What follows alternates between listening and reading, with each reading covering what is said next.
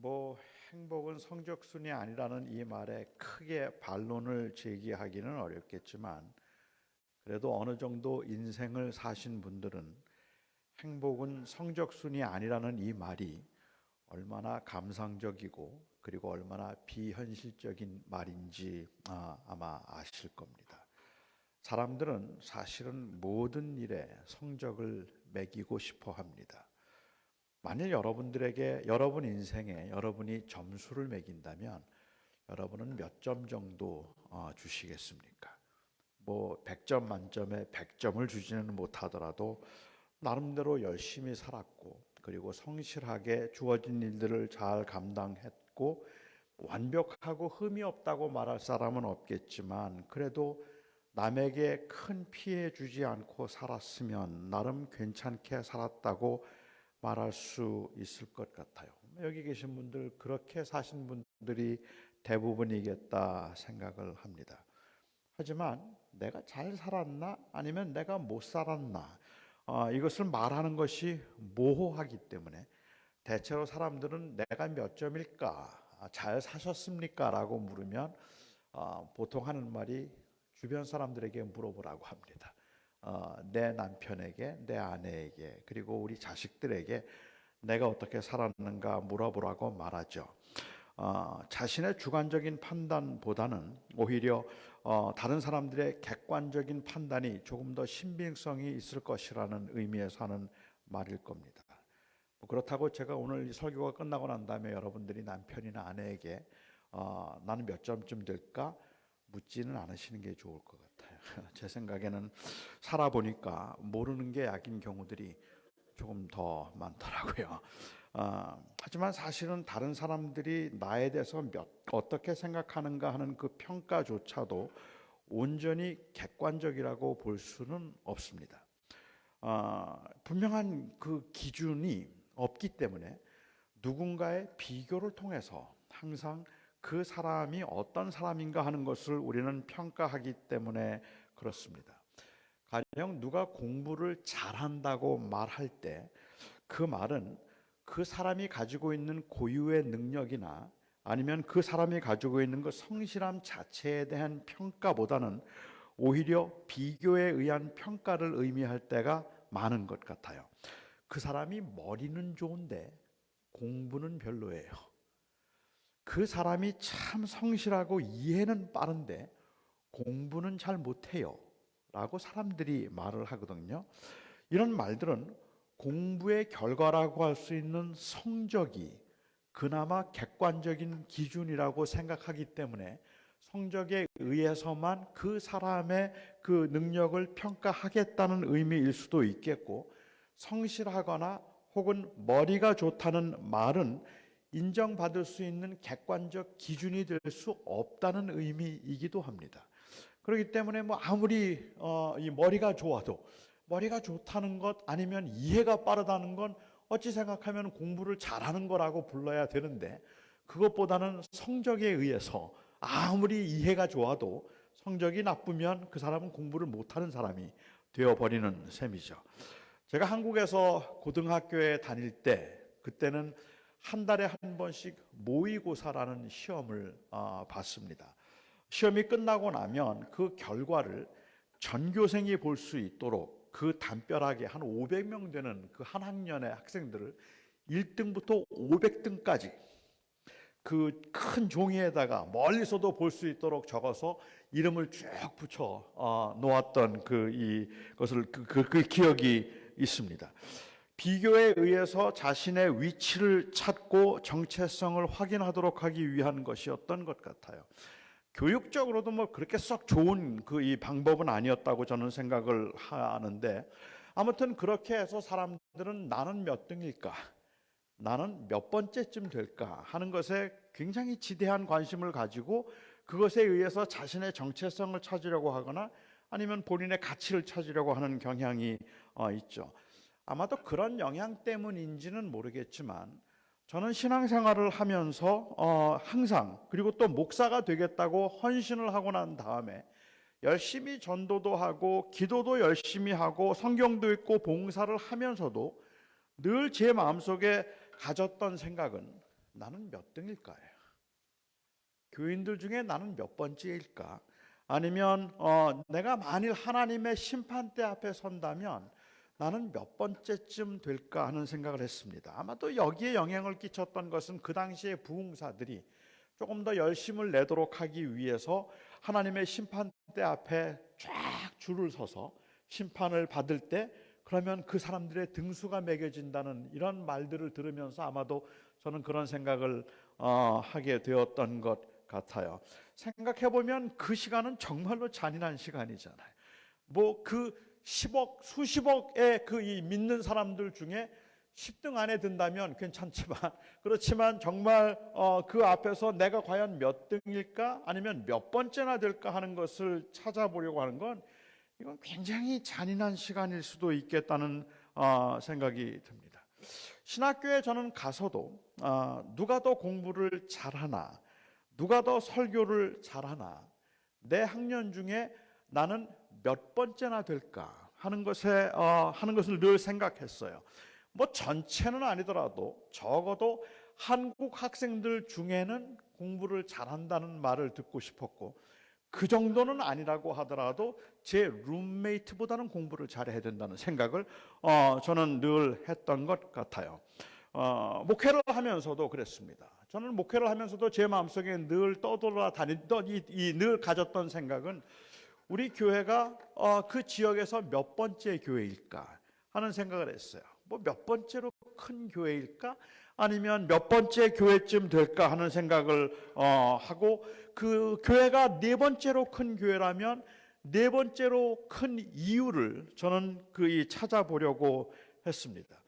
그래서 사역 초기에는요, 사람들이 그 교회는 교인이 몇 명입니까? 라고 물으면 저는 그냥 몇 명입니다라고 대답을 하면 될 텐데, 제가 아직 목회를 시작한 지가 얼마 되지 않아서 이 지역이 조금 외진 곳에 있어서, 그리고 교회가 조금 어려움을 겪었던 교회에 제가 처음 부임해 왔기 때문에 뭐 이런 그 여러 가지 설명들을 제가 이유를 대서 왜 우리 교회가 네 번째인가 하는 것을 설명하려고 하고, 마치 내가 제일 큰 교회의 목사가 아니라는 것을 자꾸만 변명하거나 합리화시키려고 했던 그러한 이 모습이 저에게는 있었죠. 그러니까는 결국은 내가 잘하는가라는 이 질문을 한다면, 내가 정말 목회를 잘하고 있나? 아니면 내가 정말 잘 살고 있나? 라고 그렇게 질문을 한다면 언제나 그 은연중에라도 내가 잘하는가라는 질문 안에 전제되어 있는 그 선제된 말은 다른 사람보다예요. 내가 남들보다 잘하고 있는가? 나 스스로를 볼 때 내가 하나님 앞에 정말 바르고 성실하게 살아가고 있는가 하는 것이 중요한 것이 아니라 다른 사람보다 괜찮은가 하는 그것 때문에 남들보다라는 그 말을 전제했기 때문이죠. 그런데 그런 생각들조차도 사실은 교회를 위해서 열심을 내게 하는 자극이 된다면, 그래서 더 열심히 살도록 만드는 것이라면 그게 그렇게 나쁜 건 아니라는 생각을 했습니다. 이러한 비교 의식을 합리화시키기 위해서 교회에서 종종 사용하는 말이 소위 말하는 선의의 경쟁입니다. 우리가 선의의 경쟁을 통해서 잘 성장하고 부흥할 수 있을 거라고 생각하는데, 정말로 선의의 경쟁이라는 게 있을까요? 정말로 선의의 경쟁이라는 게 과연 가능할까요? 성공주의나 아니면은 성장주의, 혹은 결국은 그 결과를 보아서 결과에 의해서 한 사람의 가치를 결정하거나 사역의 가치를 결정하려고 하는 그러한 사회에서는 선의의 경쟁이라는 말이 충분히 가능할 겁니다. 그것은 결과적으로 무엇을 가져왔는가 하는 것이 중요하기 때문에 그렇죠. 바로 이러한 성과주의나 혹은 성장주의에 익숙해져 있는 저희들, 어쩌면 그런 현대인들이 가지고 있는 이 실용주의적인 입장에서 볼 때는, 항상 실용주의적인 입장에서 볼 때는 결과가 주어질 때만 그것이 의미가 있는 거라고 생각을 하는 거죠.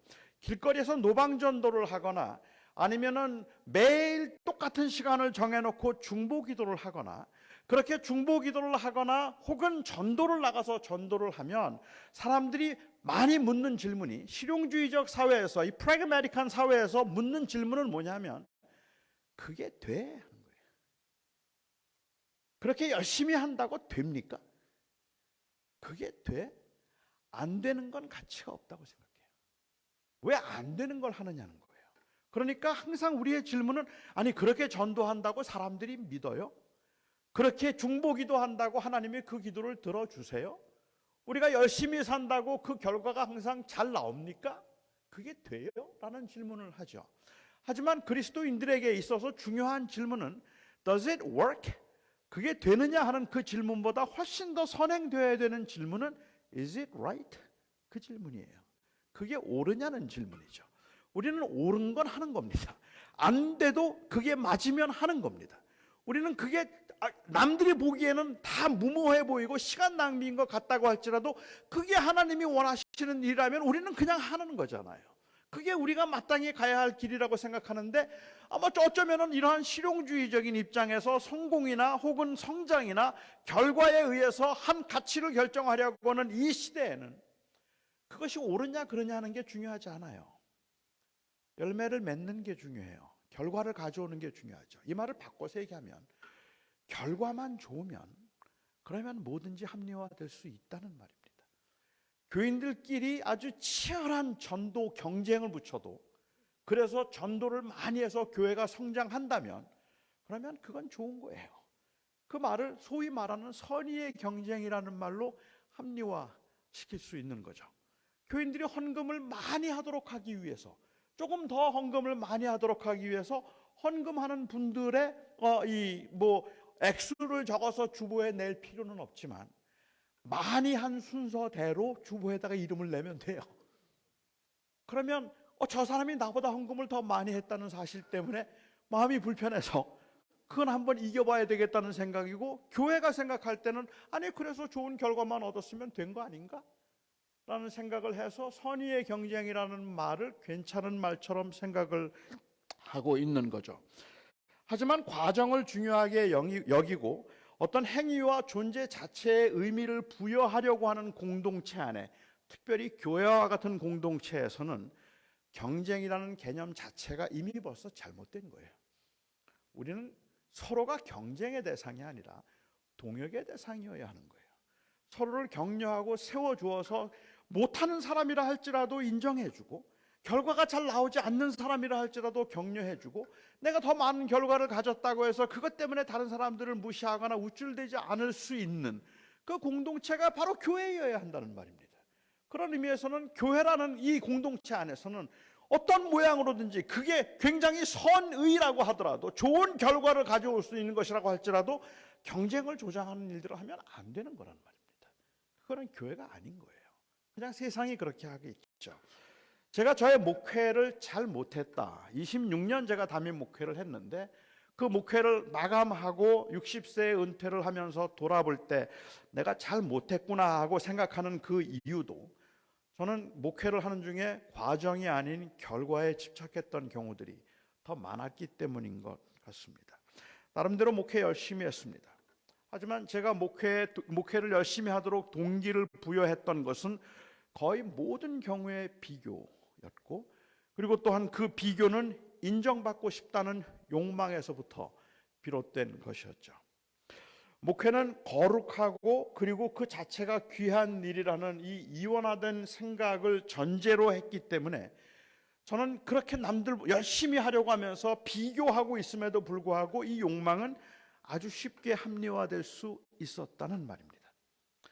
부끄럽지만 제가 저의 목회를 돌아보자면, 제가 목회를 하면서 관심을 보이고 그리고 제가 경쟁을 하려고 했던 것은 세상이 아니라 교회들이었습니다. 어떻게 하면 내가 사역하는 교회가 다른 교회보다 더 커질 수 있을까? 어떻게 하면 더 인정받을 수 있을까? 어떻게 교회가 세상에서 빛이 되어야 하는가 하는 것보다 어떻게 제가 목회하는 교회가 다른 교회들보다 더 나은 교회가 될 것인가에 저는 더 관심이 많았던 거죠. 그래서 언제나 제가 교회의 숫자적인 부흥을 도모하지는 않았다고 하더라도 제 마음에 떠나지 않았던 생각은 항상 다른 교회보다, 아니면 다른 목사들보다, 그래도 그 지역에서 노진준 목사는 다른 목사들보다 정직해. 정직하다는 그 자체가 중요한 게 아니라 다른 목사들보다 그래도 비교적 정직해라는 말을 듣는 것이 제가 목회를 잘하고 있는 거라고 생각을 했다는 말입니다. 그러니까는 결국은 제가 목회를 하면서 관심을 가졌던 것은 아직 복음을 듣지 못하고 복음을 알지 못하고 있는 그러한 그 사람들이 아니라 이미 교회에 다니고 있는 사람들이거나 아니면 잘 훈련된 사람들이 제발 우리 교회로 왔으면, 그래서 우리 교회가 그렇게 더 빨리 성장할 수 있게 되었으면 하는 그런 마음들이 더 컸다는 말이죠. 뭐 남들 다 그렇게 목회를 했으니까 제가 본색을 노골적으로 드러내지 않은 것만 해도 꽤 괜찮은 목사라고 말한다면 그건 완전히 자기 합리화에 불과한 겁니다. 근데 그 모습이 어쩌면 우리들의 교회의 모습일지도 모르겠다고 생각해요. 이거는 의도의 불순함의 문제가 되기도 하겠지만 사실은 이 일은 신학적으로는 하나님의 주권적인 섭리에 대한 거부이고 그리고 도전이 될 수 있기 때문에 그렇습니다.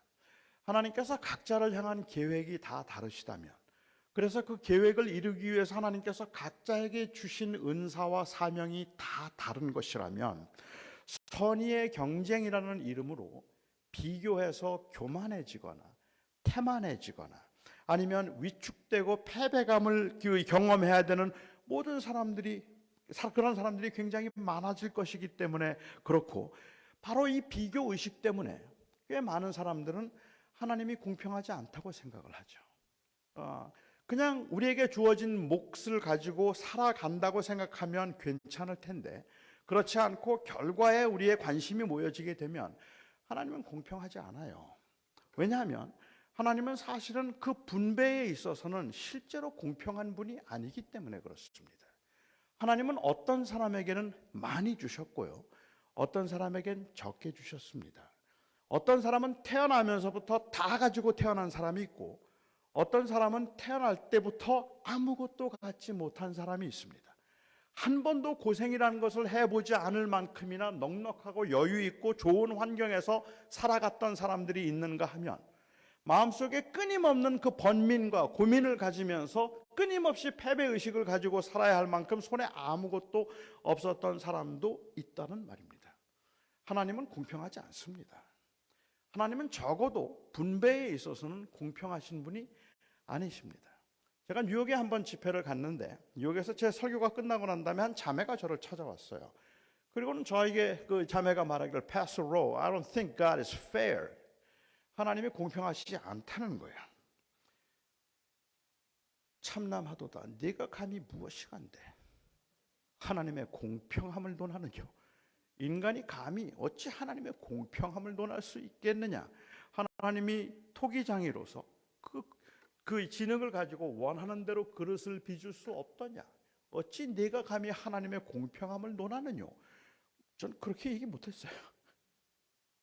왜냐하면 하나님이 공평하지 않다고 말했던 그 자매는 뇌병변 장애를 가지고 있던 이 자매였어요. 뇌성마비 장애를 가지고 있는 이 자매가 저를 찾아와서 평생을 그렇게 살았던 자매가 하나님이 공평하지 않다는 그 몇 마디의 말을 하기 위해서 얼마나 숨을 몰아쉬고 얼마나 몸을 흔들면서 힘들고 버겁게 그걸 말하고 있는지, 그렇게 말하고 있는 그 자매 앞에 하나님은 공평하시다 말할 수 없었습니다. 하나님은 공평하지 않습니다. 어떤 사람은 기가 막히게 좋은 머리를 가지고, 아니 여러분 아무리 노력해 보세요. IQ 170 그냥 읽으면 외워지는 사람을 10번 읽고 돌아서면 잊어버리는 여러분이 이길 수 있겠습니까? 안 돼요. 모든 능력을 다 가지고 있는 것 같은 사람들, 세상에 그런 사람들을 어떻게 감당하느냐고요. 제가 시카고에 갔는데 한 장로님이 저를 라이드 주시는데, 그분이 시카고에서 제일 성공한 사업가래요. 그런데 저하고 같이 라이드 저를 태우고 이제 가시면서 그 장로님이 저에게 하셨던 말씀, 목사님, 저는 차를 타고 가면 돈이 보입니다. 그래요. 어디에 투자하면 될지, 어떻게 하면 돈을 벌지가 보인대요. 그러니 그분을 제가 어떻게 이겨요? 난 아무리 찾고 봐도 하나도 안 보이는데 그분은 그냥 다니면 돈이 보인다는 거예요. 그러니 이길 수가 없죠. 하나님 공평하지 않습니다. 실제로 주님께서도 그렇게 말씀하시죠. 그 의미에서 하셨던 비유는 아니지만 저는 그 주님이 말씀하신 비유 가운데도 하나님이 어떤 사람이 달란트를 나눠줄 때 어떤 사람에겐 5을 주고 어떤 사람에겐 2를 주고 어떤 사람에겐 하나를 줬어요. 이 숫자도 마땅치가 않은 거예요. 기왕이면 그냥 5, 3, 2 이렇게라도 말씀해 주시지. 왜냐하면 2를 가진 사람이 정말 최선을 다해서 남길 수 있는 게 배 2이라면 아무리 몸부림을 쳐도 5개 가진 사람 아무것도 하지 않아도 못 이겨요. 그런데 그게 세상이에요. 이 세상에서는 아무리 애를 써도 따라갈 수 없는 사람들이 있다는 말입니다. 그건 하나님께서 각자에게 주신 게 다르기 때문에 그렇죠. 그런데 하나님의 공평함이 어디에 나타나는지 아십니까? 하나님의 공평함은 몇 개를 가졌는가를 묻지 않으시기 때문에, 다시 말하면 하나님은 우리에게 몇 개를 주셨는가를 기억하시는 분이고, 그리고 그 주신 것으로 최선을 다해서 배를 남기는 것 이상을 기대하지 않는 분이기 때문에 그래요. 하나님은 2 가지고 5 이기라고 말씀하시지 않는 겁니다. 하나 가지고 5을 이기라고 말씀하시지 않는 겁니다. 하나님이 원하시는 것은 그냥 하나 받았으면 하나 남기면 되는 거예요. 하나 가지고 5을 이기는 것을 의미하지는 않는다는, 그것을 하나님께서 그걸 기대하는 것은 아니라는 말이죠. 제가 그 자매에게 그렇게 얘기했어요. I think God has given you only quarter talents. 하나님이 너한테는 한 달란트도 아니고 쿼터 탈란트 주신 것 같다. 그런데 하나님은 그 쿼터 탈란트로 5을 이기라고 말씀하시는 게 아니야. 그 쿼터를 가지고 쿼터를 남기면 되는 거야. 그리고 그 주변의 공동체는 쿼터 가진 사람이 쿼터를 남길 때, 2 가진 사람이 2를 남겼을 때 주님께서 칭찬하신 것처럼 잘한다, 박수 쳐줄 수 있는 곳, 그곳이 바로 교회라는 공동체여야 한다. 제가 25살 때 1년 동안 목회를 할 때가 있었는데, 그 목회할 때 제 아내가 됐죠. 그때 막 유학 온 그 이 자매가 처음 교회를 방문했어요. 그리고 예배 참석했는데 딱 보는데 이 여자구나 하는 걸 알겠더라고요. 그래서 제가 그날 저녁에 전화를 해서 내가 이 교회 전도사인데 신방을 좀 해야 되겠다 그랬죠. 그래서 제가 신방을 그 다음날 중국집에서 신방을 해서 12시간 신방했습니다. 그래서 12시에 만나서 12시까지 11시까지 11시간 동안 뭐 식사 점심 저녁 먹고, 그리고 아이스크림집 몇 군데 다니고, 그러면서 11시간 동안 신방입니다. 신방. 그 신방을 제가 했어요. 그리고 한 달 후에 제가 2차 신방 해야 된다고 또 연락을 해서 10시간 신방하고 3번째 만났을 때 결혼하자고 했습니다. 그때 제 아내가 20살이었습니다. 뭐 제가 결혼하자니까 너무 좋아하죠. 뭐. 세상에 이렇게 고마울 때가 어디 있겠어요.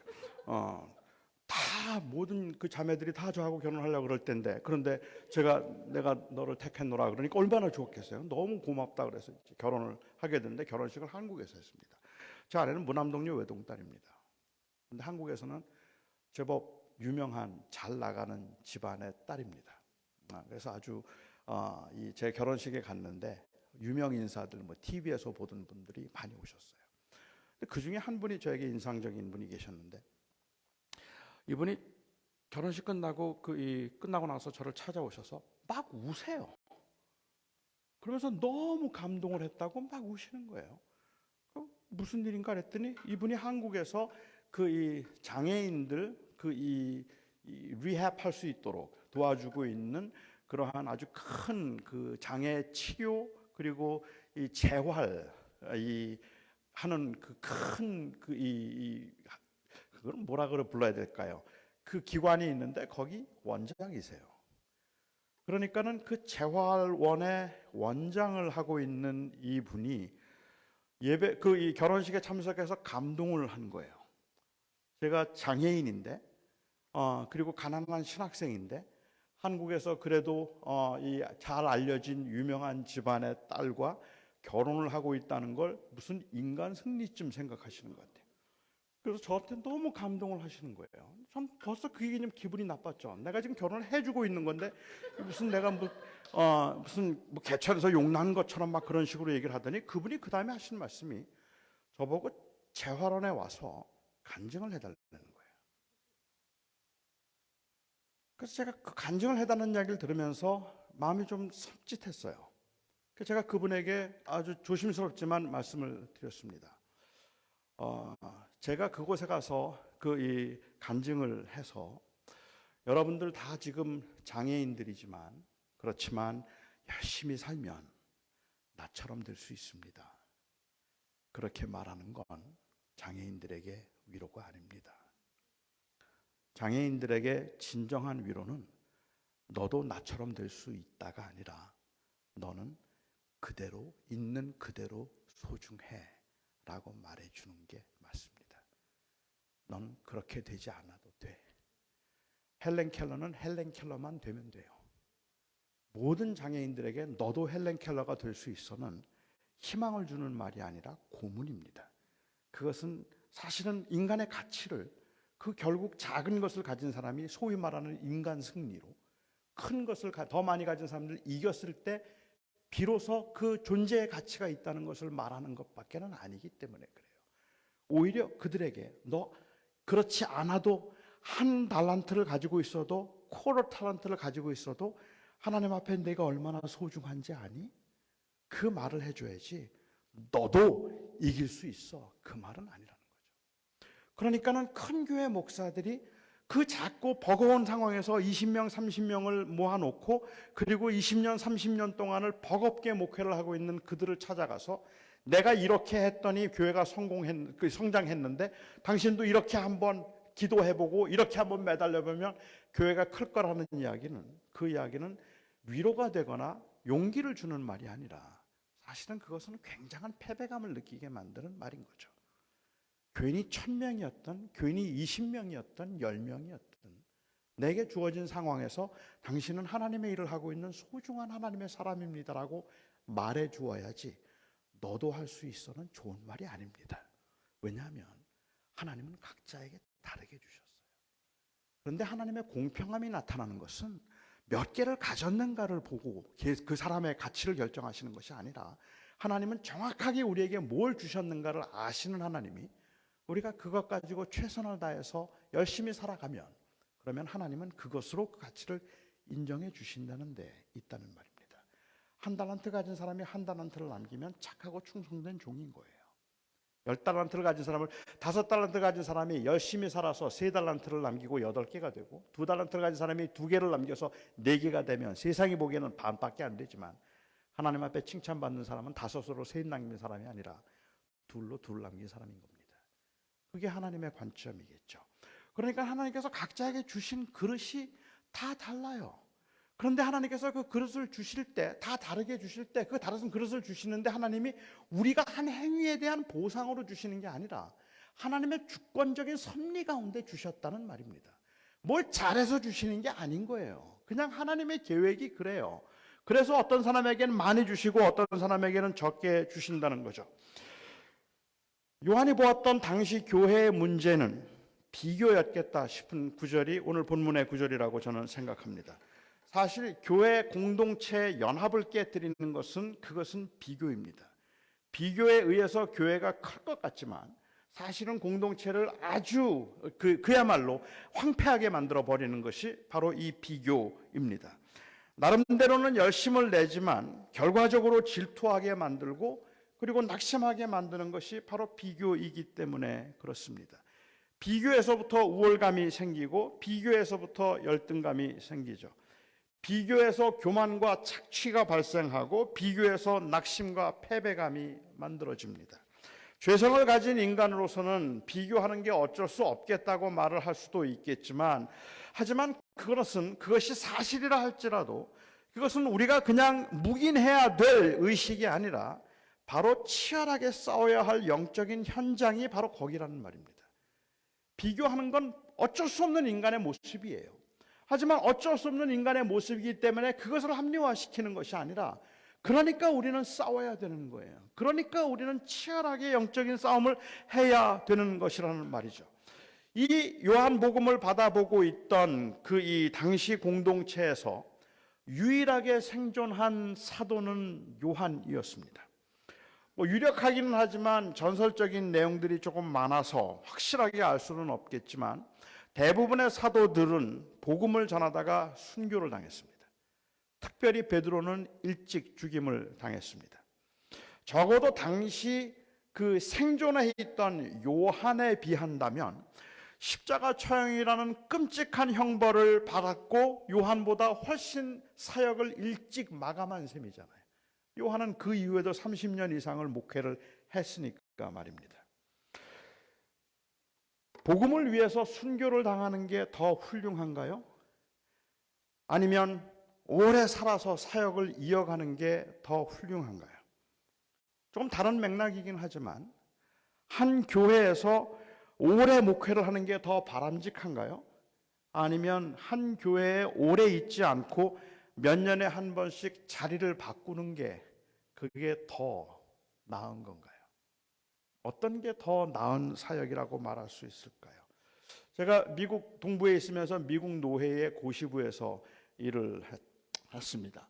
그때 일을 할 때 어느 한 미국 목사님이 저희 지역에 이제 교회를 새로 목회자로 부임을 해서 오셨어요.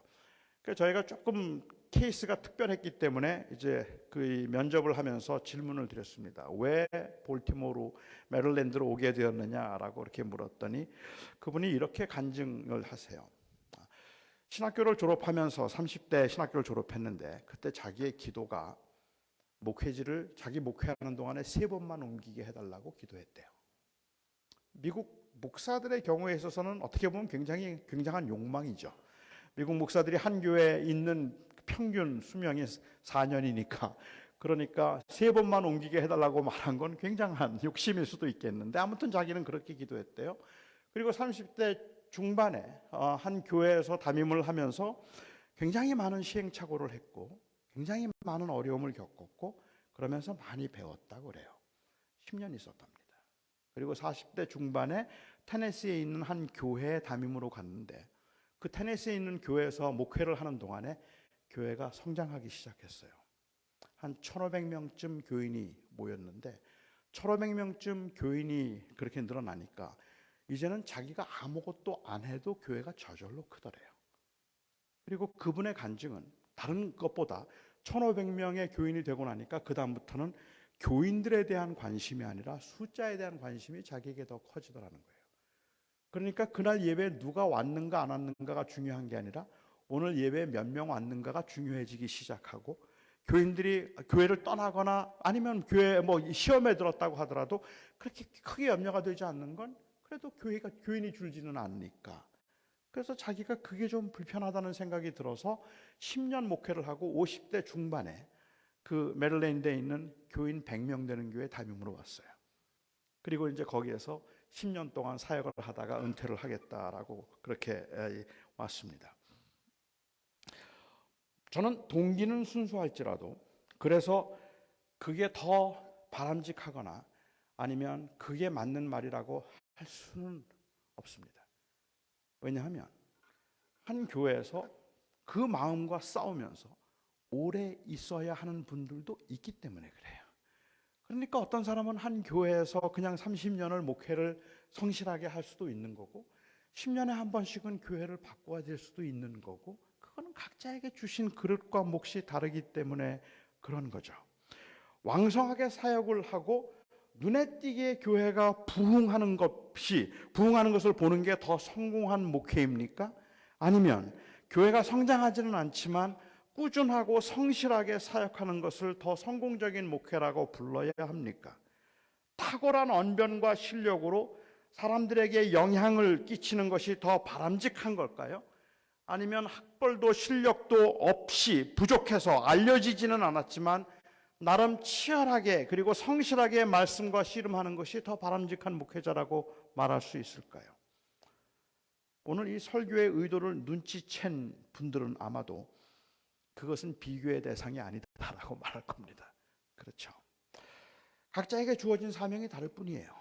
각자에게 주신 그릇이 다를 뿐이에요. 그런데 삶의 현장에서 그리고 목회의 현장에서 사람을 교만하게 만들고 낙심하게 만드는 게 바로 이 비교의 대상도 아닌 것들의 비교란 말입니다. 그런 것들의 비교를 통해서 사람들은 우울해지기도 하고 사람들은 우쭐해지기도 하더라는 말이죠. 주님께서 이 요한복음 21장을 보면 20장까지로 그냥 설교가 마감되는 것 같아요. 이 도마가 나의 주 나의 하나님이요라는 그 고백을 통해서 20장에 예수 그리스도가 누구이신가를 결론 짓는 것으로 보이는데 21장이 마치 부록처럼 붙어 있기 때문에 어떤 사람은 후기에 쓰여진 거라고 말하지만 뭐 굳이 그렇게 볼 필요는 없겠죠. 오히려 예수가 누구인가를 말하고 난 다음에 요한은 그 교회 공동체를 향해서 아주 중요한 말들을 지금 마지막으로 결론으로 하고 있다고 생각합니다. 우선 예수님께서는 이 갈릴리에 가 있던 제자들을 찾아오셨습니다. 요한복음의 특징을 보면 요한복음에는 12사도의 이름이 나오지 않습니다. 요한복음에는 사도라는 말도 쓰지 않습니다. 이미 벌써 교회가 지나치게 제도화되었다고 생각했기 때문에 요한은 그것을 심히 우려했던 바, 그래서 그는 그러한 그 교회가 제도화되고 마치 이 세례를 받거나 직분을 받아서 교인이 되는 것처럼 생각하는 그 당시 교회가 세워지고 30년 후의 모습에 대해서 요한은 요한복음을 통해서 지속적으로 제자들은 주님을 만났던 사람들이다.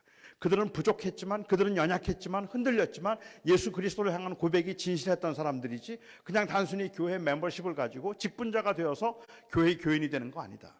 이것을 강조했다는 말이죠. 좀 더 본질적인 것들을 이 요한은 굉장히 많이 강조를 했는데 그런데 예수님께서 이제 갈릴리에 가 있던 제자들 7명의 제자들에게 주님께서는 나타나셨습니다. 오른쪽에 그물을 던져서 고기를 잡으라고 해서 그들이 고기를 많이 잡았을 때 그분이 예수님인 걸 제일 먼저 아는 건 요한이었어요. 요한이 제일 먼저 알았지만 그 배에서 뛰어내려서 주님께 제일 먼저 간 사람은 베드로입니다. 그런데 저는 이 부분이 좀 석연치 않은 부분이 좀 있어요. 베드로가 그렇게 주님을 찾아왔는데 적어도 요한복음의 기록에 의한다면 예수님께서 3번째 나타나시는 거잖아요. 3번째 나타나시는 건데 지금 그 제자들에게. 그런데 베드로하고 예수님하고 나눈 대화가 없어요. 베드로는 주님을 부인하고 난 다음에 주님께서 말씀하신 것처럼 사람들 앞에서 저주하면서 주님을 부인하고 난 다음에 그의 마음속에 말할 수 없는 괴로움과 죄책감이 있지 않았겠습니까? 그런데 아직까지 주님하고 한 번도 대화를 나눈 적이 없어요. 그런데 주님께서 식사를 같이 하시는 겁니다. 그러니까 첫 번, 두 번째 만나셨을 때는 주님이 그냥 나타나셔서 주님이 부활하신 존재인 것을 부활의 이 현실을 보여주신 것뿐이고 제자들하고 깊이 대화를 나누지 않으셨다면 3번째 나타나셨을 때는 주님께서 식사까지 같이 하셨어요. 꽤 제법 긴 시간이 있었던 겁니다. 그리고 난 다음에 산책을 하셨어요. 베드로하고 둘이 따로 걸으시는 거예요. 요한은 그 뒤에 따라오고. 그러면서 주님께서 베드로에게 물으십니다. 내가 나를 사랑하느냐? 이 모든 것들보다 나를 더 사랑하느냐? 그리고 베드로가 대답을 해요. 주여 내가 주를 사랑하나이다. 저는 이게 이해가 안 돼요. 어떻게 이렇게 말할 수 있죠? 어떻게 감히 베드로가 주를 사랑한다는 말을 어떻게 할 수 있어요? 아니 어떻게 그 말이 가능해요? 예를 들어 볼까요? 어떤 그 배우자가 불륜을 저질렀다고 해보죠. 그래서 불륜을 저질렀어요. 죄를 지은 겁니다. 그런데 그 다른 배우자가 남편이 불륜을 저질렀다고 해볼까요? 그리고는 너무 미안한 마음을 가지고 있는 거예요. 아내가 묻습니다. 당신 나 사랑해? 그때 남편이 뭐라고 대답해야 되죠? 그럼 얼마나 사랑하는데. 이런 뻔뻔한 인간이 어디 있어요?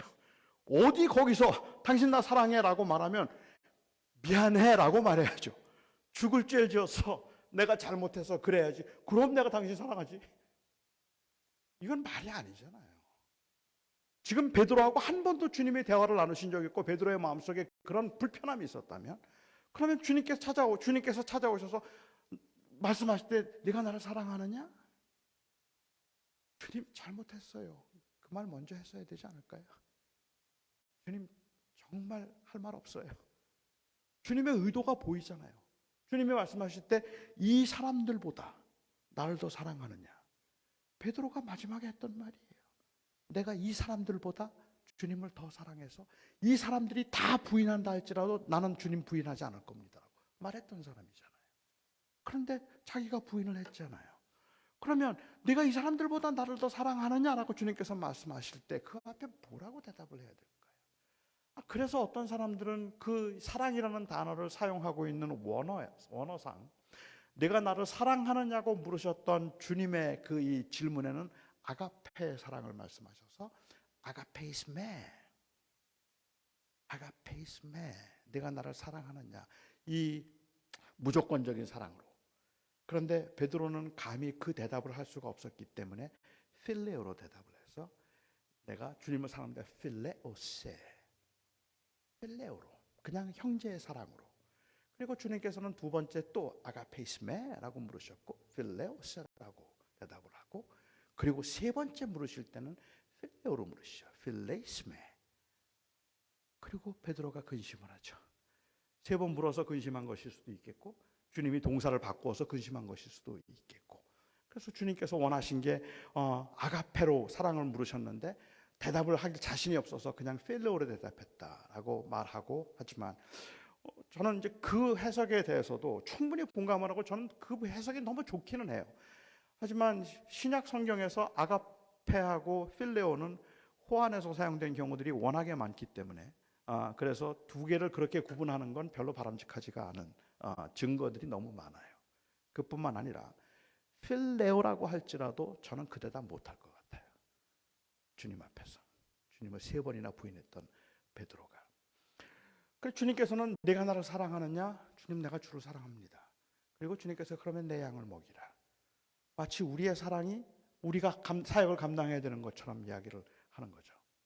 만약에 주님께서 저에게 찾아오셔서 네가 나를 사랑하니?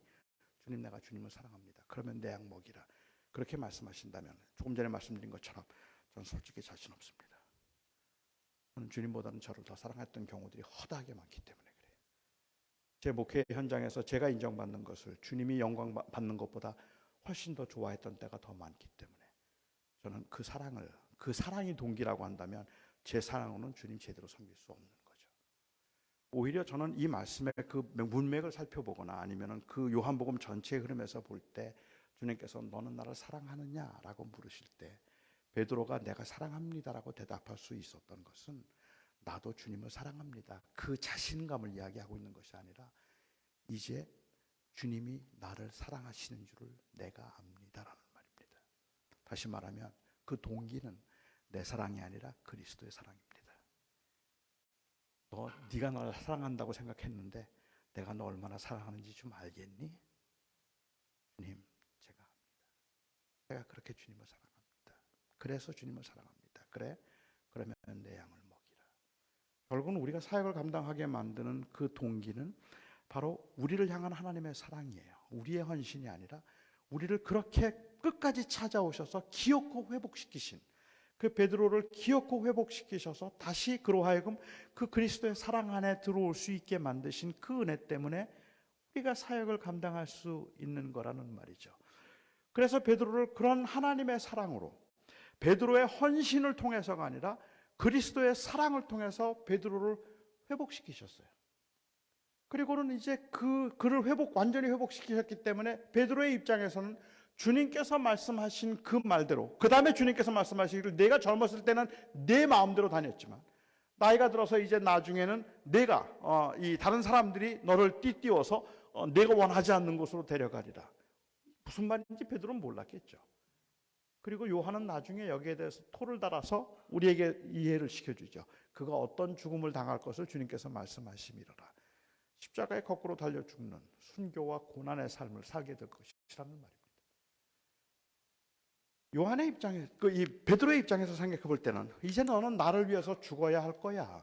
그리고 너는 이제 고난을 당하고 순교를 당할 것이라고 주님께서 말씀하셨어도 그 사랑으로 인한 회복 때문에 베드로에게는 레저베이션이 없었습니다.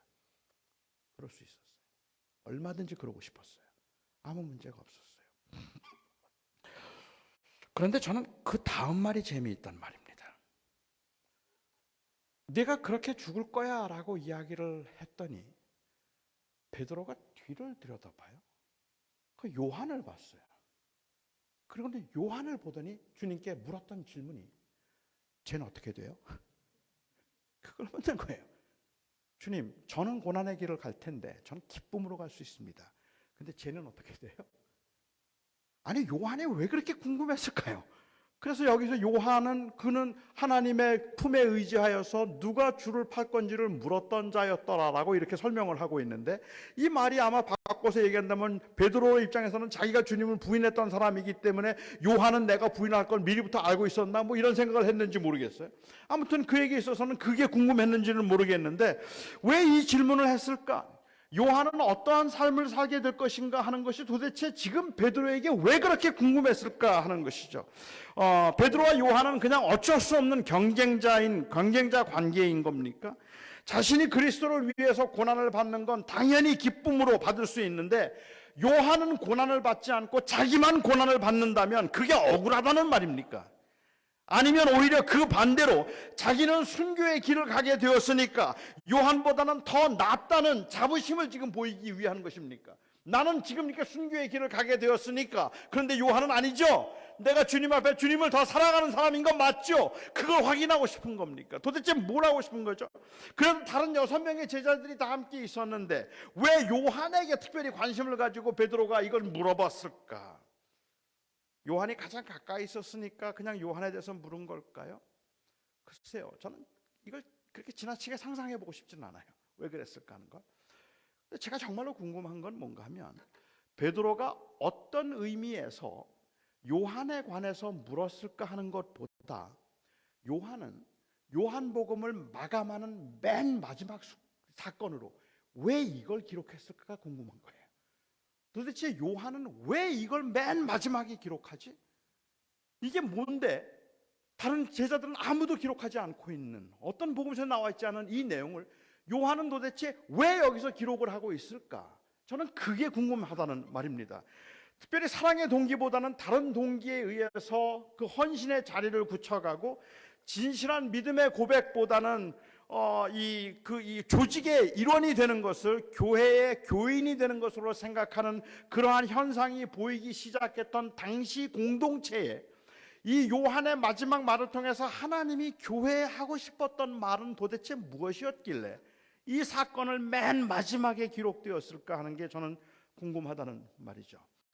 주님의 죽음이 중요한 만큼 죽기 전날 밤에 예수님께서 떡과 잔을 주시면서 만찬을 베푸신 사건이 더할 수 없이 중요한 구속적 사건일 텐데도 요한은 요한복음에서 그 사건을 다루기보다는 오히려 주님께서 제자들의 발을 씻기신 사건을 다뤘고, 그리고 요한복음을 통해서 지속적으로 주님께서 말씀하셨던 그 기억나게 만드는 것, 서로 사랑하라, 서로 사랑하라.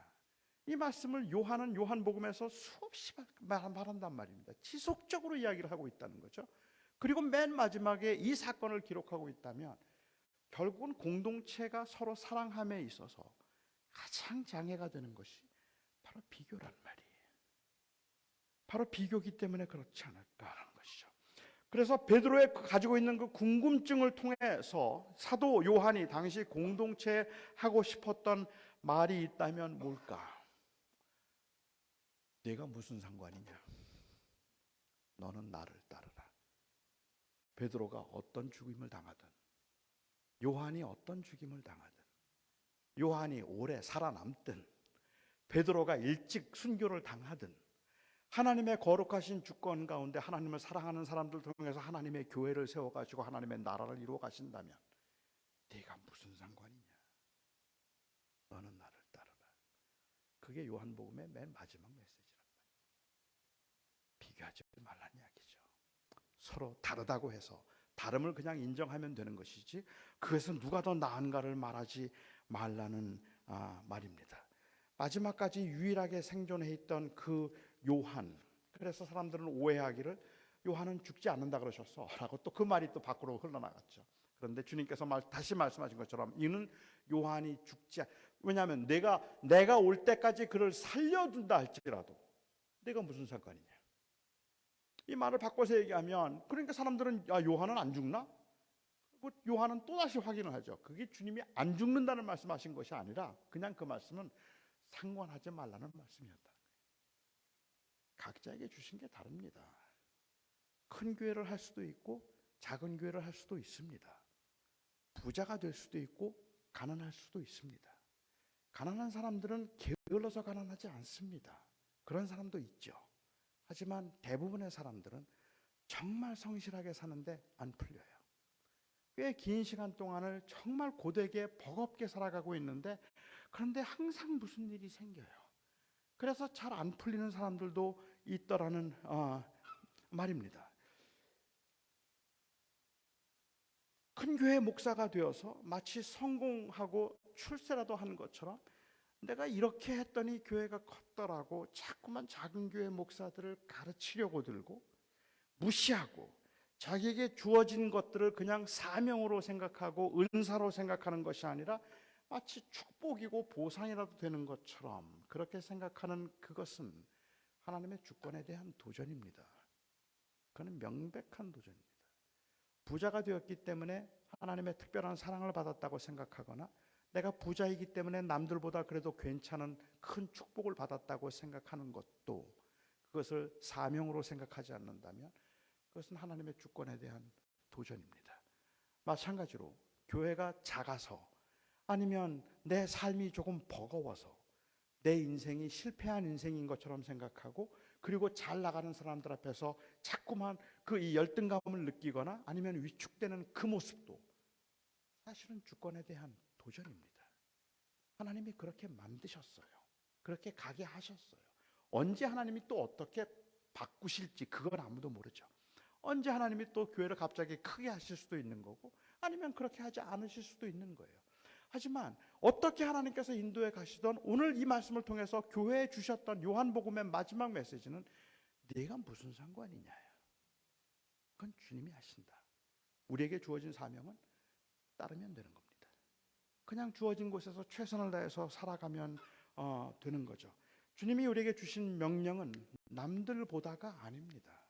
주님께서 우리에게 주신 명령은 상관하지 말고입니다. 그리고 너는 나를 따르라. 주님께서 디모데에게 하셨던 말씀, 사도 바울을 통해서 하셨던 말씀 기억하시죠? 큰 집에는 금그릇과 은그릇뿐만 아니라 나무 그릇과 질그릇도 있어서 귀하게 쓰는 것도 있고 천하게 쓰는 것도 있나니 그러므로 누구든지 이런 것에서 자기를 깨끗하게 하면 귀한 그릇이 되어 거룩하고 주인의 쓰임에 합당하며 모든 선한 일에 쓰임을 받으리라. 여기 말씀은 세상 관점에서 볼 때는 어떤 집에 가면 금그릇, 은그릇이 있어서 사람들이 귀하게 여긴다는 거예요. 나무그릇, 질그릇이 있어서 천하게 여기고 막 다루기도 한다는 거예요. 그 세상의 관점이 그렇다는 거죠. 그러니까 너희는 인정받기 위해서 금그릇 되라, 은그릇 되라 그렇게 말하지 않아요. 하나님이 각자를 어떤 그릇으로 만들었던 자기를 깨끗하게 해서 즉 비워서 주인이 쓰고자 할 때 쓰임 받으면 그게 귀한 그릇이다라고 말하는 거죠. 금그릇이 귀한 게 아닌 겁니다. 쓰임 받는 그릇이 귀한 겁니다. 은그릇이 귀한 게 아닙니다. 그리고 나무 그릇이 천한 게 아닙니다. 쓰임 받지 못하는 게 그게 문제죠. 우리는 그래서 주님 앞에 쓰임을 받도록 하기 위해서 우리 마음을 비우고 주님을 따르는 것이 중요하겠다고 생각했죠. 뭐 저의 경우를 생각해 본다면 사실 저는 제가 장애인이기 때문에 불편함이 있기는 하지만 현재의 모습에 충분히 제가 감사할 수 있음에도 불구하고 다른 사람과 비교되는 순간 불편이 불행으로 바뀝니다. 그리고는 불편할 뿐인데 그걸 불행하다고 생각하게 되죠. 그 자체 때문에 불행할 이유는 별로 없어요. 그런데 비교되면 그 다음부터는 이 불편함이 불행으로 바뀌는 거죠. 가난해서 불행하다고 생각하지는 않지만 가난하면 불편합니다. 그런데 가난하고 불편하기는 하지만 불편해서 나는 불행하다고 생각한 적은 없어요. 그런데 잘 사는 동창생 집에 갔다 오면 그러면 불행해져요. 나보다 신학교 때 공부 잘 못했던 그 동기에 큰 교회를 다녀오고 나면 도대체 우리 교회 장로님들은 뭘 하는 건지, 왜 이렇게 나를 도와주지 않는 건지, 그게 막 속이 터지고 화가 나기 시작한다는 말입니다. 괜찮았거든요. 별 문제 없었거든. 항상 감사했거든요. 불편하기는 하지만 그래도 이게 어디야? 너무 고맙지? 그러나 비교되는 순간부터 갑자기 나는 불행하다는 생각이 들기 시작하고, 그래서 우리가 마치 실패한 사람인 것처럼 생각하게 된다는 말입니다. 우리에게 주어진 책임은 그냥 주님을 따라서 최선을 다해서 살아가면 되는 겁니다. 이 말은 많이 가진 사람도 절대로 교만하면 안 됩니다. 오히려 내가 더 많이 가졌다는 것 때문에 미안하게 생각해야 돼요. 지금 내가 누리고 있는 건 누구에게서부터 나에게 온 것이기 때문에. 교회 성장한다고, 교회가 커졌다고 절대로 교만하면 안 되는 겁니다. 그건 그냥 하나님의 주권 가운데 내게 주신 몫이에요. 내게 주시고 하나님께서 원하시는 것은 너 교인 몇 명까지 키울 수 있어가 아닙니다. 그냥 나를 따르라. 주님만 따르면 되는 겁니다. 교회 적다고 낙심할 이유도 없고, 크다고 교만할 이유도 없고, 부자라고 교만할 이유도 없고, 그리고 내가 성공했고 복 받았다고 말할 이유도 없고, 가난하기 때문에 하나님께 저주를 받았거나 아니면 하나님이 나를 돕지 않는다고 생각할 이유가 없다는 말입니다. 우리는 그냥 우리에게 주어진 삶의 현장에서 그 하나님의 주권을 인정하고 우리는 살아가는 거죠. 하나님의 뜻대로 우리를 인도해 가실 때 그냥 거기에 순종하는 것이 좋은데, 우리는 종종 그 하나님의 주권을 인정하고 하나님께서 그냥 하나님의 뜻을 이루실 거라고 생각을 하면 마치 그 말은 내가 해야 될 책임은 없는 것처럼 생각해요. 그래서 주님을 잘 섬기고 주님을 의지하는 그런 그 믿음으로 살자고 이제 주님을 잘 섬기는 사람들이 많은 경우에 실수하는 것 중에 하나가 있다면, 주님께 모든 걸 맡긴다는 말은 나는 아무것도 하지 않아도 된다는 말로 생각을 하는 거예요. 그게 믿음인 것처럼 여겨지는 거죠. 그래서 교회가 작지만 뭐 주님이 나에게 주신 그릇이 이거니까 그냥 이대로 그냥 좋사오니 하고 열심히 하지 않는 경우들이 발생할 수 있는 거죠. 커서 또 그렇게 생길 수도 있는 거긴 하지만, 제리 브리지스가 얘기하는 것처럼 우리가 볼 때 별로 경건해 보이지 않는 그 불건전해 보이는 경건의 모습 중에 하나가 있다면 바로 이 all dependence and no effort예요. 전적으로 하나님을 의지하기 때문에 하나님이 알아서 하신다고 생각하는 거죠. 하나님의 주권 가운데 하나님의 계획이 있다면 하나님이 하시겠죠 뭐. 그러니까 하나님이 let him do it. 그리고 아무것도 하지 않는, 그게 마치 최고의 경건인 것처럼 생각을 하는 거죠. 다 하나님이 하신다고 생각하는 것들. 한 주일학교 선생님이 이 주일학교 아이들에게 질문을 했어요. 자, 여러분, 내가 누군지 한번 맞춰보세요. 나는 누굴까요? 나는 키가 15cm 정도 되고 털이 많고 꼬리가 길고 그리고 나무를 기어오르고 도토리를 모아둡니다. 나는 누구죠? 여러분처럼 아무도 대답을 안 했어요. 나는 누구죠? 그랬더니 아무도 대답을 안 해요. 선생님이 자, 다시 한번 내가 물을게요. 괜찮으니까 대답하세요. 나는 누굴까요? 키가 15cm 정도 되고 털이 많고 나무를 기어오르고 도토리를 모아둡니다. 나는 누구죠? 그러자 한 아이가 조심스럽게 손을 들더니 대답을 해요. 제 생각에는 다람쥐 같은데 정답은 예수님이죠. 왜냐하면 이 아이는 교회에서 질문을 하면 언제나 대답은 예수님이어야 한다고 배웠기 때문에 그래요. 이 물은 누가 주었을까요? 예수님이죠. 이거는 예수님이. 그래서 제가 마셔야죠. 자, 이 설교 누가 준비했죠? 이 설교 누가 준비했을까요? 예수님이 하신 거죠. 정말 그럴까요? 제가 설교 준비한 거예요. 예수님이 하셨다는 말의 의미가, 제가 그냥 오늘 낮에 이 교회 오기 전에 호텔에 들어갔더니 주님께서 이 원고를 책상 위에 올려놔 주셔서 제가 가지고 와서 지금 이렇게 설교를 하고 있는 거 아니거든요. 주님께서 준비하신 설교라고 하기에는 솔직히 좀 허접하죠. 이거 제가 준비한 거예요. 물론 하나님께서 저에게 뭐 영감을 주셨다, 인도하셨다, 뭐 깨달음을 주셨다, 공부하게 하셨다, 그런 과정들이 있었다고 할지라도 제가 말씀드리고 싶었던 것은 그냥 그러니까 하나님이 뚝 떨어지게 만드신 것이 아니라는 말이에요. 그런데 우리는 종종 하나님이 하신다고 말하면 all dependence, so no effort. 아무것도 하지 않으면 되는 거. 그냥 하나님이 하실 건데 뭐. 교회 하나님이 키우셔. 그냥 아무것도 안 해도 돼요. 교회는 그냥 그렇게 생각하는 경우죠. 그건 경건하지, 건전한 모습이 아닐 것 같아요. 그 반대의 입장에 그 다른 입장을 생각한다면 아무튼 거기에 대한 반작용이겠지만 no dependence and all effort예요. 아니 우리가 할 건 우리가 해야지. 우리는 하지도 않으면서 맨날 하나님께만 의지한다 그러면 그게 되냐?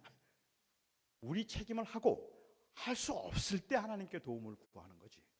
그래서 일단은 우리 할 일을 최선을 다해서 하고 그 다음에 못하겠으면 더 이상 우리가 감당하기 어려우면 그때 하나님께 기도한다 말하는 종류의 이제 경건이 있죠. 그런데 이렇게 말씀하시는 분들은 대체로 평생 가도 기도할 일이 별로 없어요. 잘해요. 혼자서 그냥 알아서 잘하죠. 뭐 기도 안 해도 잘하는 분들이 많이 계시니까. 그래서 그런 경우를 아마도 no dependence and all effort라고 말할 수 있을 것 같아요. 세 번째 건전하지 못한 방법이 있다면 partial dependence and partial effort죠. 하나님 반, 내가 반 하는 거예요. 그래서 이 일을 하려면 하나님이 좀 도와주시고 나도 내 일을 하는 거죠. 그런데 대체로 이렇게 하다 보면 항상 우리 마음속에 갖는 그 불편함은 뭐냐면 난 열심히 하는데 하나님이 일을 안 해요. 하나님이 일을 안 하셔서 그래서 되는 게 없어요. 나는 열심히 사는데 하나님이 좀 하나님 역할을 좀 해주시면 그러면 제대로 될 것 같은데 하나님은 안 하시니까 내가 못하는 거죠. 그래서 자꾸만 원망이 생긴단 말이에요. 그렇지 않다면 뭘 하고 난 다음에는 꼭 자기의 공로를 생각해요. 하나님이 하시지만 내가 안 했으면 하나님이 하실 수 있을까 없을까? 내가 이만큼 했으니까 하나님이 하시는 거지 뭐 라고 생각을 하는 거죠. 그래서 제가 이제 좀 들을 때마다 좀 아쉽게 생각되는 말이 그런 거예요. 뭐 열심히 하려고 나는 하는데 뭐 하나님 나 안 도와주시면 하나님 손해지 뭐. 나는 내 거 하는데 하나님 안 도와주면 하나님 손해지 뭐 내 손해인가? 뭐 상관없어. 뭐 이렇게 말을 하는 경우들이죠. 그러니까 내 그 컨트리뷰션이 있어서 하나님의 일이 이루어진다고 생각을 하고 있는 경우죠. 그래서 partial dependence and partial effort를 얘기하죠. 제리 브리지스가 얘기하는 것처럼 제가 생각할 때 가장 건전해 보이는 경건의 모습이 있다면 all dependence and all effort예요. 우리는 철저하게 주님 없이는 아무것도 못해요. 하나님의 섭리와 하나님의 주권 가운데 하나님께서 하나님의 일을 해 가시는 것이기 때문에 그건 전적으로 하나님의 일이에요. 그게 전적으로 하나님의 일이라서 나는 아무것도 하지 않는 게 아니라 나는 죽도록 최선을 다해요. 내가 죽을 힘을 다해서 최선을 다해서 살아가는 이유는 내 삶이 하나님의 주권 안에 있다는 걸 믿기 때문에 그런 거예요. 하나님의 주권 안에 있어서 나는 아무것도 안 해도 되는 게 아니라 하나님의 주권 안에 있기 때문에 나는 죽을 힘을 다해서 최선을 다해서 살아가는 거예요. 내가 하는 일들이 어떤 것도 헛되지 않다는 걸 나는 알기 때문에 내가 지금 하고 있는 일들을 통해서 하나님은 하나님의 일을 하실 것이라는 그 믿음이 확실히 있기 때문에 그 믿음 때문에 전적으로 하나님에 의존해서 하나님의 절대적 주권을 의지하고 있는 사람들의 입장에서 생각해 볼 때는 비록 내가 열심히 하나님께서 나로 하여금 이 목회를 하는 동안에 교인이 뭐 30명 50명에서 내가 20년 동안을 그렇게 열심히 헌신적으로 했더라도 그 수를 넘어가지는 못한다 할지라도 그게 하나님의 주권 가운데 있다고 할지라도 나는 죽을 힘을 다해서 할 거란 말입니다. 왜? 하나님의 주권을 믿기 때문이죠. 내가 아무리 애를 써도 나는 가난을 벗어나지는 못할 거야. 그러니까 열심히 살 필요 없지. 그게 아니라 내가 비록 그렇게 열심히 살아서 가난을 벗어나지 못한다 할지라도 나는 그래도 열심히 살 거야. 하나님 앞에 내게 주어진 책임은 나를 따르라예요. 주님께서 우리에게 말씀하신 건 저 사람은 상관하지 말고 너는 그냥 나를 따르라. 그게 우리에게 주어진 사명이고 그게 교회에게 주어진 사명입니다. 그래서 교회들마다 조금씩은 다를 거고 교회들마다 또 교인들마다 조금씩은 다를 거라고 생각하는데 저는 이 헌스빌에 있는 교회들이 주님의 몸된 교회들이 서로 다름을 인정하고, 하나님께서 각자에게 맡기신 게 조금씩은 다 다르겠지만 그 다름을 인정하고 그 다름에 상관하지 말고 그냥 성실하게 최선을 다해서 주님의 그 교회를 섬기고 교회를 세워갈 수 있으면 좋겠습니다. 여러분들의 삶의 현장에서 다 주어진 것이 조금씩은 다르다 할지라도 어떤 사람은 잘 되고 어떤 사람은 안 되고 어떤 사람은 대박이 나고 어떤 사람은 정말 같은 자리에서 계속 반복하는 것 같은 그런 느낌을 갖는다 할지라도 그래도 우리가 혼신을 다해서 비교하지 말고 그냥 주님을 따르면 되는 겁니다. 다시 말씀드립니다. 이건 현실적으로 불가능한 일입니다. 인간의 죄성이 있기 때문에 이거는 가능하지 않습니다. 이건 죽을 때까지 우리가 싸워야 될 일인데 제가 말씀드리고 싶은 건 이거 아무리 해도 안 될 겁니다. 아무리 해도 안 될 겁니다. 안 되어서 포기할 싸움이 아니라 저는 안 되는 곳이 우리가 영적인 싸움을 해야 할 곳이라고 생각합니다. 주님께서 말씀하셨잖아요. 옛사람에게 말한 바 살인하지 말란 말을 너희가 들었거니와 나는 네게 이르노니 누구든지 형제를 미워하면 살인한 자라. 옛사람에게 말한 바 간음하지 말라는 말을 너희가 들었거니와 나는 네게 이르노니 누구든지 여자를 보고 음욕을 품었으면 간음한 자니라. Can you do it? 할 수 있어요, 여러분? 그렇게 살 수 있어요? 저는 못해요. 저는 그렇게 못 살아요. 아니 그 능력이 저에게 없어요. Can you do it? No, I can't. 못하죠. 그리고 주님이 말씀하시죠. So I died for you. So I did it for you. 그래서 내가 너를 위해서 죽었잖아. 그래서 내가 너를 위해서 죽었잖아. 했잖아. 그렇게 우리를 구원하시고 우리를 사랑하신 주님께서 이제 베드로에게 물으셨던 것처럼 우리에게 물으시는 거죠. So would you do it? 한번 해볼래? 할 수 있느냐는 주님의 질문에 우리는 할 수 없다고밖에 대답을 못하지만 한번 해볼래 물으시면 우리가 안에 있는 그 주님의 은혜와 사랑 때문에 주님 전 내일 넘어지는 거 알지만 해볼게요. 또 해볼 겁니다. 해보겠습니다. 그게 우리의 대답이죠. I can't, but I would. 할 수 없습니다. 그런데 해보고 싶습니다. 그게 저희들로 하여금 살아가게 만드는 힘입니다. 비교 안 할 수 있을까요? 할 수 없어요. 우리는 계속 비교가 될 거예요. 그런데 주님께서 우리를 위해서 죽으셨고 주님께서 우리를 구원하셨다는 그 은혜 때문에 지금도 우리 안에 생기는 그 열정은 능력이 없음에도 불구하고 우리는 그런 능력이 없음에도 불구하고 그 주님이 주신 은혜 때문에 주님 해볼게요 라는 말을 또 한단 말입니다. 비교 안 할게요. 그냥 제가 열심히 살게요. 흔들리고 넘어지면 그 은혜로 또 일어서서 또 해볼게요. 그렇게 우리는 이 땅에서 살아가는 그 현장이 바로 다시 일어서야 되는 반복된 승리를 경험해야 되는 영적 싸움의 현장이 되어야지 안 되니까 포기해버리거나 체념하면 우리는 주님 앞에 신실한 종이 되지 않는 거죠. 저는 우리 교회들이 바로 이 주님의 사명을 우리가 붙들고 너는 상관하지 말고 나를 따르라 하는 주님의 음성을 교회가 잘 들을 수 있기를 바랍니다. 기도하겠습니다. 사랑하는 나의 아버지 하나님, 이 세상에 있는 사람들은 지속적으로 무엇을 할 줄 아느냐고 묻고 무엇을 가졌느냐고 묻고 그 가진 것과 또 그 신분과 소유와 능력에 의해서 한 사람의 가치를 결정하는 이 척박한 세상을 우리가 살아가면서 상대적으로 우리는 우월감을 느끼기도 하고 패배감을 느끼기도 합니다.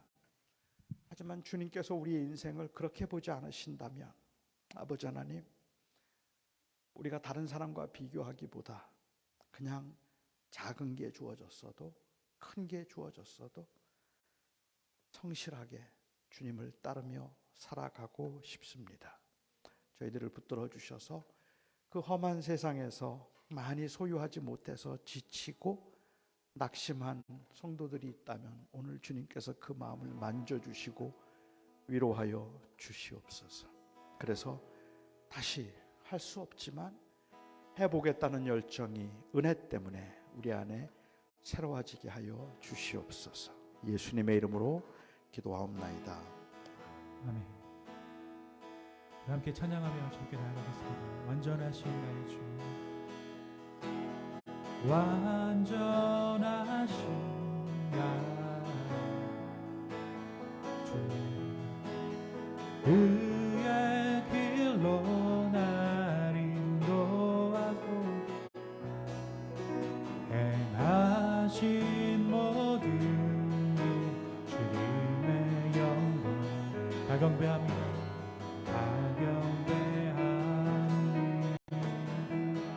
예배합니다. 예배합니다. 찬양합니다. 주님만 날 다스리소서. 예배합니다. 찬양합니다. 주님 홀로 높임 받으소. 다시 한번 찬양하겠습니다. 완전하신 나의 주, 완전하신 나의 그의 길로 날 인도하고 행하신 모든 일, 행하신 모든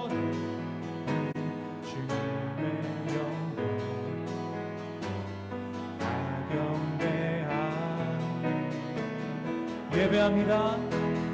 예배합니다. 찬양합니다. 주님만 날 다스리소서. 예배합니다. 찬양합니다. 주님 홀로 높이 우리 같이 한번 기도했으면 좋겠습니다. 주님, 우리가 단지 주님을 예배하겠습니다. 우리가 온전히 주님을 찬양하며 나아가겠습니다. 비교의 마음을 버리고 온전히 주님을 따르겠습니다. 내 안에 있는 비교로 인한 쓴뿌리들, 상처들 이 시간 싸매어 주시고, 다만 우리가 주님을 예배하며 나아갈 때 성령 우리의 삶을 통하여서 하나님 나라를 이루어달라고 우리 간절한 마음으로 예배의 마음을 드리며 주님께 나아가겠습니다. 함께 기도합시다.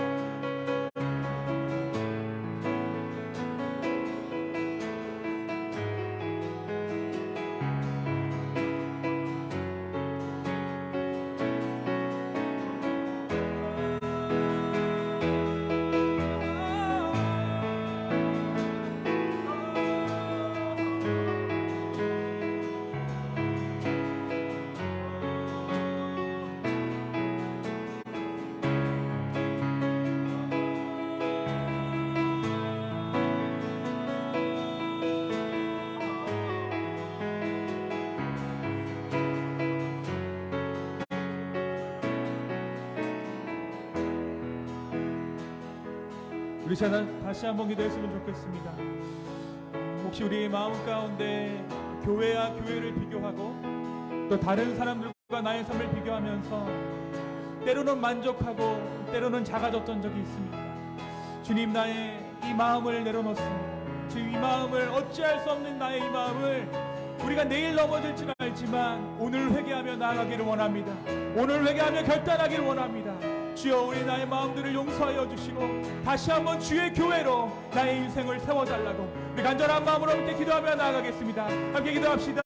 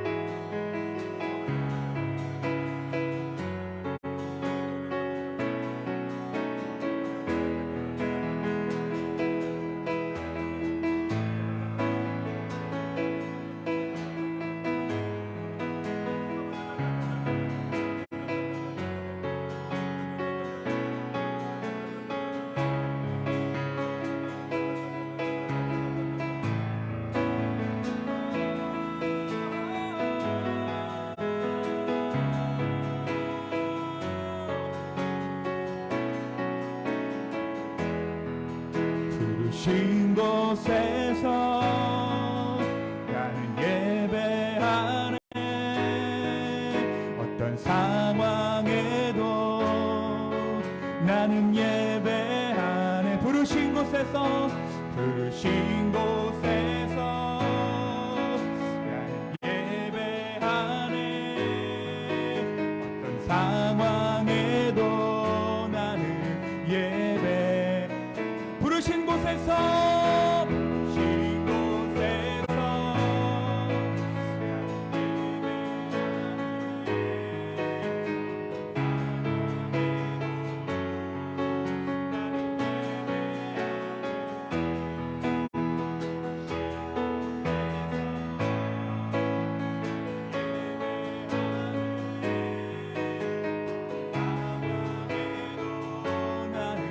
예배하네. 우리 마지막으로 함께 기도했으면 좋겠습니다. 주님, 연치빌 지역에 있는 교회가 경쟁이 아니라, 그것이 선의의 경쟁이라고 할지라도 경쟁이 아니라 주님 서로 상생하게 하여 주십시오. 서로의 다름을 인정하고 서로의 사역을 인정하고 서로의 공동체를 인정하며 하나님의 몸된 교회를 온전히 세워나갈 수 있는 그러한 교회들 다 되게 해달라.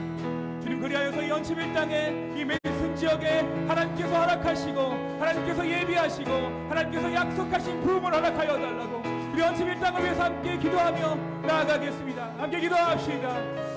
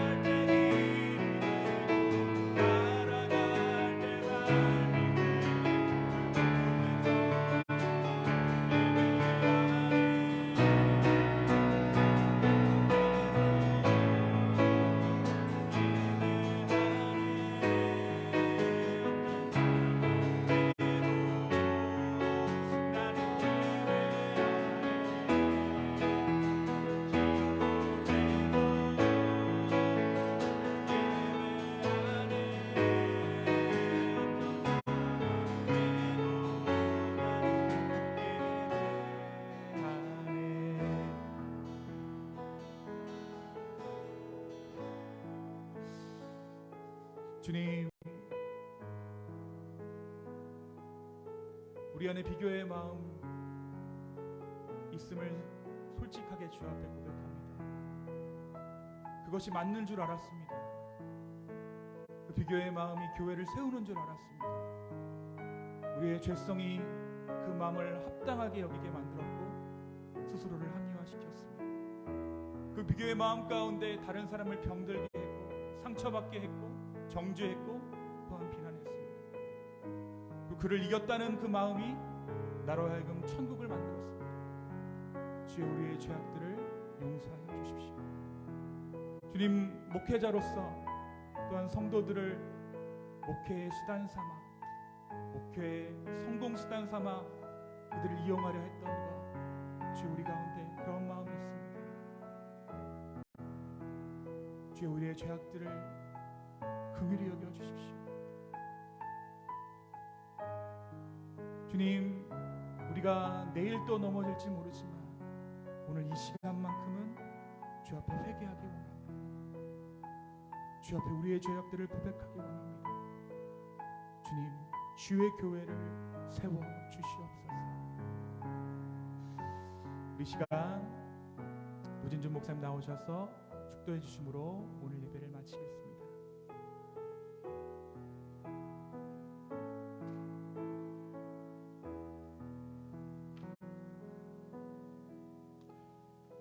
사랑하는 나의 아버지 하나님, 하나님께서 이곳에 아름다운 교회들을 세워주셔서 감사합니다.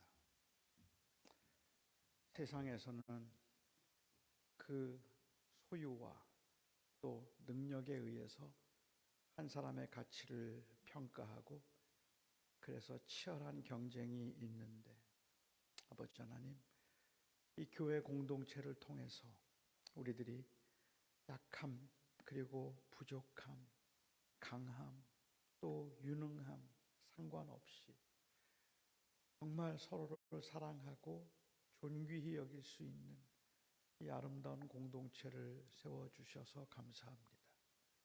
저희들의 부족함으로 인하여서 때로는 사람들에게 상처를 주기도 하고, 때로는 우리가 심한 그 낙심과 그리고 이 좌절에 빠지기도 하는 것 저희이지만, 이 시간에 우리 헌습에 있는 교회들을 위하여서 기도하오니 그럴 때마다 우리 약한 성도들 그리고 또 흔들리는 우리 그 믿음의 식구들을 정말 감싸 안고 그리고 사랑하며 한 마음이 될 수 있게 하시고, 여러 교회들이 경쟁 관계가 아니라 동역 관계를 이루어갈 수 있도록 하나님 도와주시옵소서.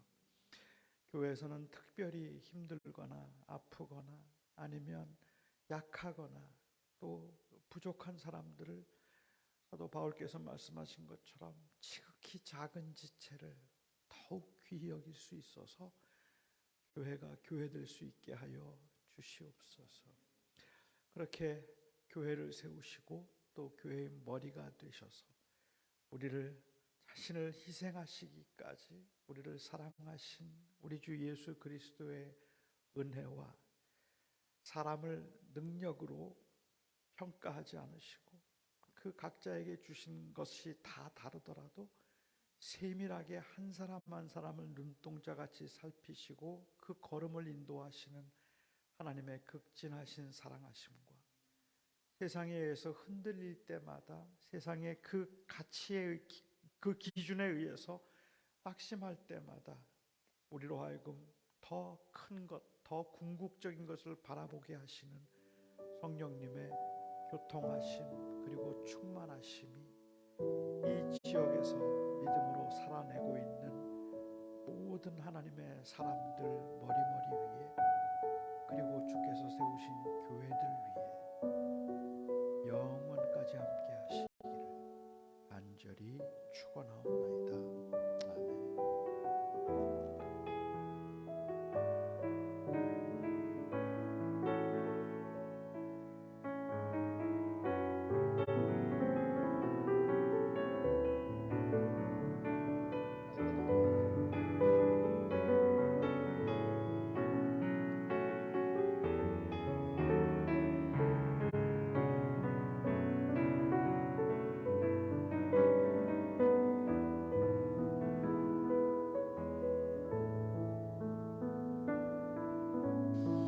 네, 모든 예배를 마쳤습니다.